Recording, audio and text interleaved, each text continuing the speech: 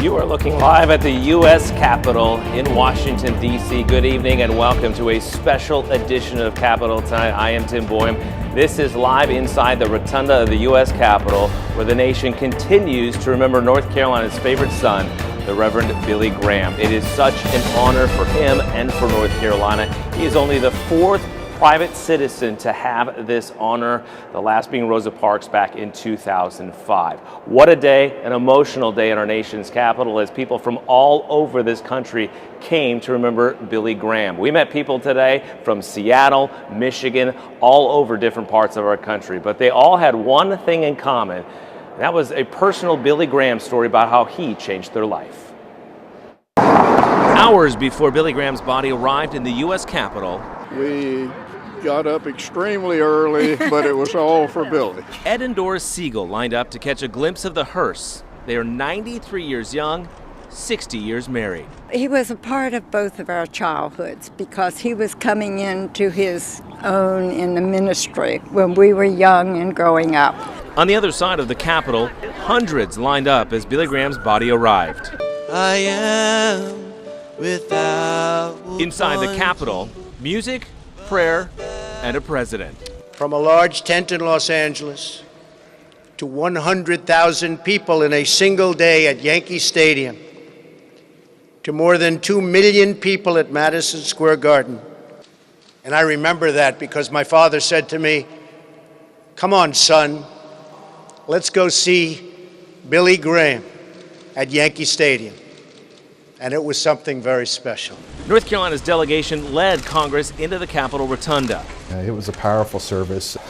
My first impression is I didn't feel worthy to be out there because of this great man, Billy Graham. If you've combined everybody in the room, senators, president, members of Congress, nobody has come close to reaching or impacting the lives that the great Billy Graham has. Outside the Capitol, people from all over the country, each with their own story about Reverend Graham, waited patiently to pay their respects.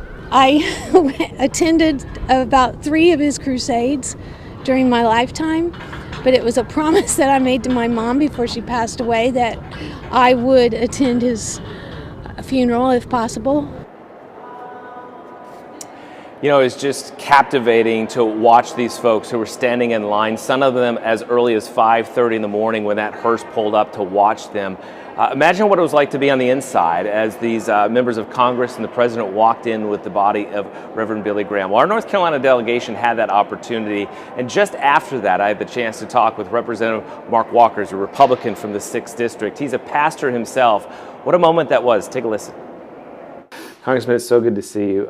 Take us behind the scenes to that service today. Yeah, it was a powerful service.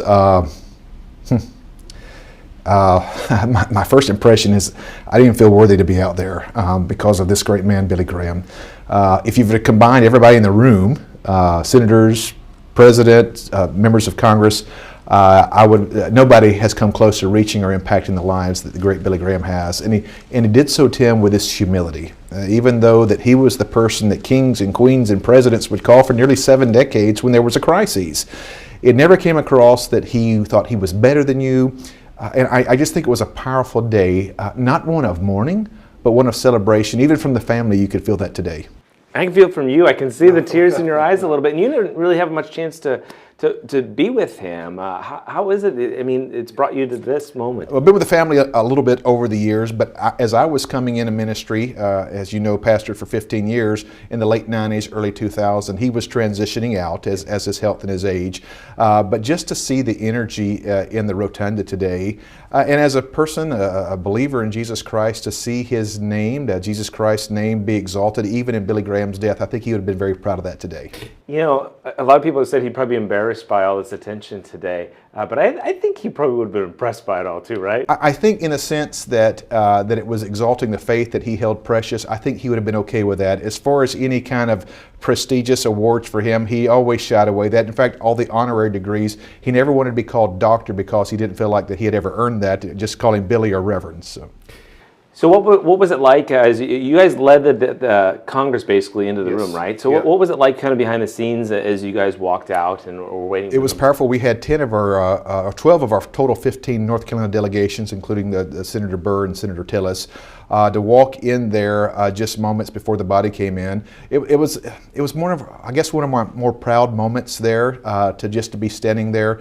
Certainly remembering that I represent 800,000 people, but to have that privilege to be in the same room in that moment as we honored only our fourth American civilian in our country's history of 30 years, it certainly was a powerful time. It kind of makes you proud to be a North Carolinian too, right? It does. I mean, America's pastor, North Carolina favorite son, came out of the Charlotte area, then up in the mountains of a farm boy. I appreciated the president's story going back to 1934 as people were praying that God would raise up somebody who could speak to the world. It was actually the farm boy that wasn't even part of the prayer meeting that God was working in his heart already. And I think being able to capture that, and the big thing, Tim, is we live in such a partisan, vitriolic world.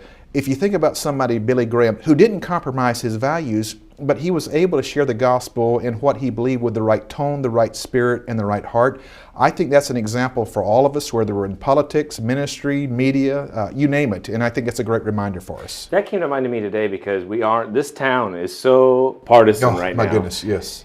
Yet there wasn't anything but that today. Exactly. Everything felt like everybody was together, including Democrats, Republicans in that rotunda today. Well, if you look at historical things that have happened in this country, it's when tragedy strikes or a moment of soberness that kind of bring the country back together. Certainly gives me faith and hope that we can do that, but it certainly is a reminder, like I said, that we need to be more careful as far as the language and the vitriol that we use. Never make it personal. Let's have our disagreements on policy. This country was founded on that. This is where this city, these two great rivers of political thought collide together, but make sure that we're not having a negative impact on the people, specifically the next generation. I know the state has passed the law to help move forward with Billy Graham becoming the statue here. Do we know much about that process? It's going to take a little while yet, right? It takes a while, probably a few months. Right now you have Governor Vance and Governor Aycock. Patrick McHenry certainly deserves some of the credit. He's worked on this as well as far as replacing Governor Aycock with North Carolina's favorite son. It kind of makes sense, Billy Graham. We look forward. I think that's going to be a special ceremony and a special day when we get that done. All right. In just a little bit, we're going to talk to Congressman Pittenger, Senator Tom Tillis, and Patrick McHenry as well. Here's a look at what you can expect the rest of this week for our Billy Graham coverage. Spectrum News will have continuing coverage of the memorial events for the late Reverend Graham throughout the week. Tomorrow, our program will move to the Billy Graham Library as the Queen City prepares for the funeral service. Spectrum News will have complete coverage of the funeral on Friday beginning at 11:30 a.m. And Capitol Tonight will have a wrap-up of the week's events on Friday evening at 7 and midnight, as we always do. We're going to get back to Bill Graham stuff in a minute, but first we do need to jump back to North Carolina political news just for a moment. A Democratic state lawmaker is being asked to step down by leaders of his own party. According to a story broken by NC Policy Watch, State Representative Dwayne Hall, a Democrat from Wake County, is being accused of sexual misconduct during his time in office. The publication outlines several cases of unwanted sexual advances. House Minority Leader Darren Jackson released a statement saying, quote, "The allegations surrounding Representative Dwayne Hall are serious, and the women involved deserve to be heard and supported. He has made unacceptable mistakes in harassing women. Yesterday, I spoke with him and asked him to resign. I think it is right that he step back from public service, work to make amends, and learn from his past mistakes." State Democratic Chair Wayne Goodwin is echoing that call for Hall to resign. We have requested a statement from Hall. We'll wait for those requests as well on the accusations. Now, also today, if there wasn't enough going on, your candidate filing for the 2018 elections are now closed.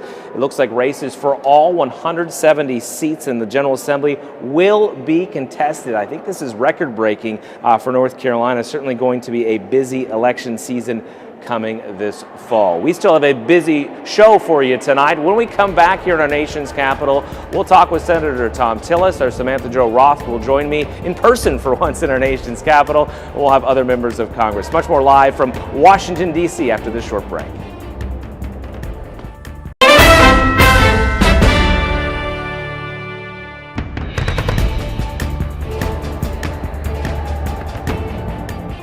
You're looking live inside the rotunda of the U.S. Capitol, where Billy Graham continues to lie in honor here in our nation's capital as the nation continues to pour in to the Capitol and honor the late, great Reverend Billy Graham. Welcome back, everybody, to Capitol Tonight here in Washington, D.C. I am Tim Boyum, joined now in person by Samantha Jo Roth, our Washington Bureau reporter. Good to see you, first of all, Samantha. So good to see you. You had a chance to talk to Senator Tillis today.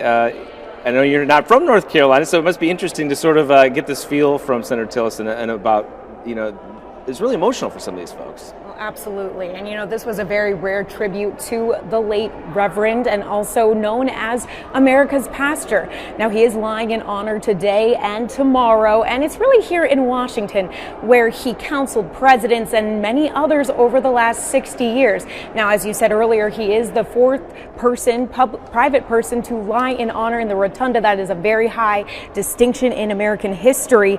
Overall, he's the 33rd person in American history to have their casket displayed in the Capitol this way. Lying in state is an honor reserved for military officers or elected officials. And it was 1998 that Congress voted to recognize 2 Capitol police officers killed in the line of duty. Then in 2005, it was civil rights icon Rosa Parks. Now, President Trump, Speaker Paul Ryan, and other congressional leaders all paid their respects. But I had an opportunity to catch up with Senator Thom Tillis, and he shared some of his memories of the late Reverend. Take a listen to what he had to say. I had the opportunity to meet him once. I've met a number of times with some of his family members, but I met him at his 95th birthday in Asheville, and it was quite an experience. The thing I remember most is just how much admiration there was for the man and how humble he was throughout the whole process.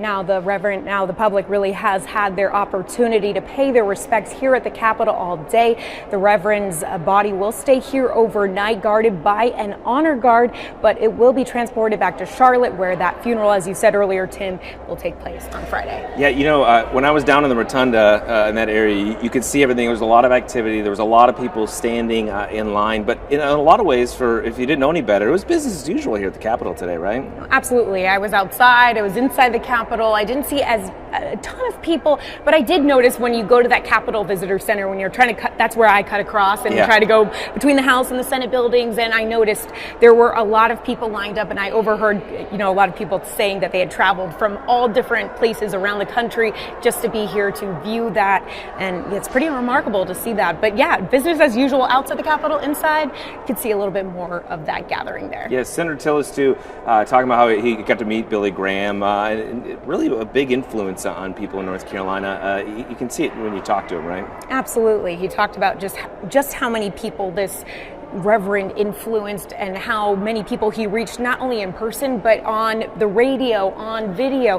And he talked about that, and also just what an amazing person he will be remembered as. And this tribute here at the Capitol really just is a cherry on top for him and for North Carolina. Yeah, absolutely. Samantha Jo Roth, good to see you in person for once. Thank you so much.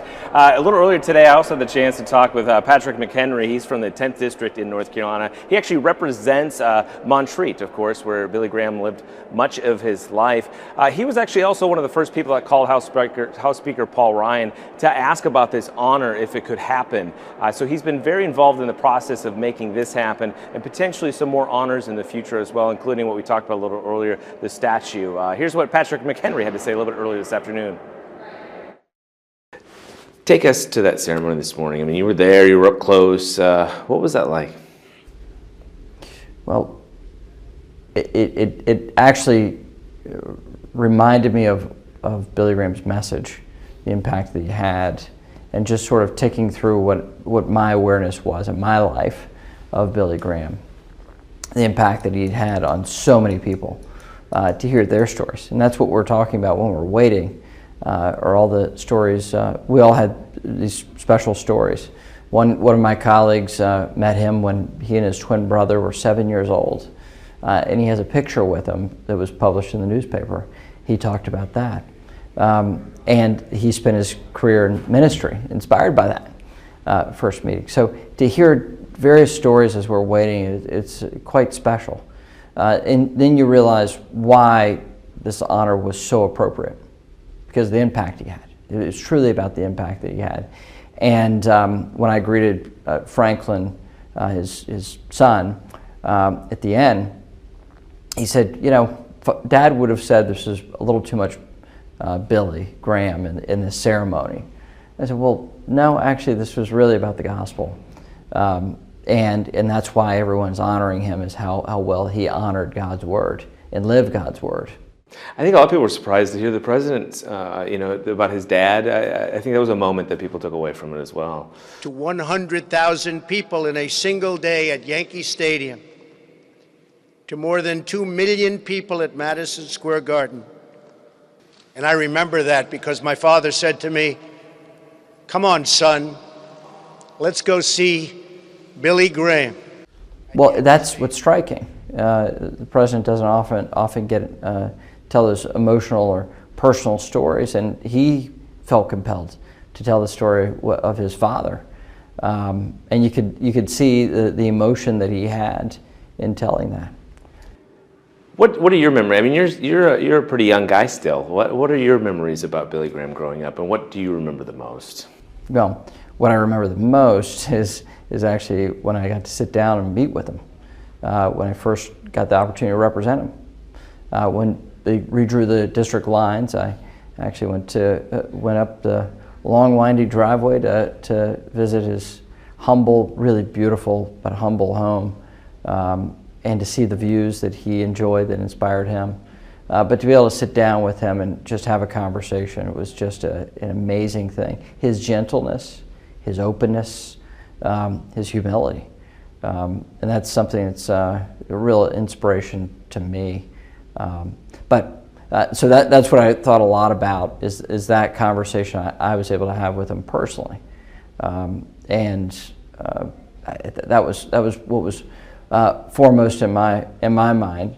Obviously, growing up in North Carolina, I remember when they renamed the street Billy Graham Parkway, right? And it's funny, that may not be the most compelling memory, but it's something that dawned on me today that I even remember that time frame. What about the one thing left is the statue, right? And what is the process on that left? I know it's like a 9-step process, but are we talking a while? Do you think it would be fairly soon? I think it'll be pretty quick.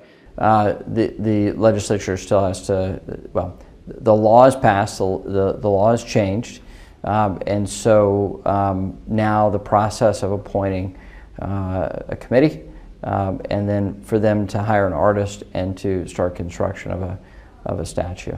North Carolina has 2 statues in the Statuary Hall collection, just like all states, and the North Carolina government has the authority to exchange these statues. We have 2 governors. We have 2 governors from the 19th century, and one, Charles B. Aycock. I think it's fitting that we remove him just as a matter of updating and better understanding our history. I don't think his history is one that we should be spending our time honoring. I think it's much more fitting that Billy Graham, who's I believe the most famous North Carolinian in the history of our state, for us to honor him. And obviously the impact he had was just absolutely amazing. Just to add a footnote to that, we did find out yesterday that Lieutenant Governor Dan Forest did send a letter to the architect of the Capitol, who kind of handles all the grounds and the buildings here on the Capitol, to try to move that process forward. But it is a multi-layered process. They have to get approval. There has to be committees. They have to have a drawing of the statue, what material it's going to be. So it could take several months, if not even longer. Some of the states have taken up to 3 to 6 years once the process began. So we'll continue to follow that, of course. We got to take one last break here on Capitol Tonight. When we come back to our nation's capital, we'll talk with Representative Robert Pittenger, who knew Billy Graham for just about 50 years. We'll be right back.